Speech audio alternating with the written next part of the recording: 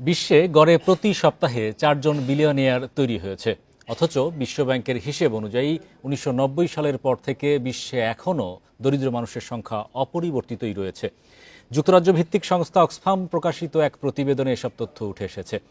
বিশ্বজুড়ে দরিদ্র মানুষের অবস্থার উন্নতি না ঘটলেও ধনীর সম্পদ আগের চেয়ে অনেক দ্রুত বাড়ছে। শুধু 2024 সালে বিলিয়নিয়ারদের সম্পদ বেড়েছে $2 ট্রিলিয়ন। সম্পদের এই বৃদ্ধি আগের যে কোনো সময়ের চেয়ে 3 গুণ দ্রুত গতিতে হয়েছে। প্রতিবেদন বলছে 2024 সালে বিশ্বে বিলিয়নিয়ার সংখ্যা বেড়েছে 2,769 জন। 2023 সালে ছিল 2,565 জন।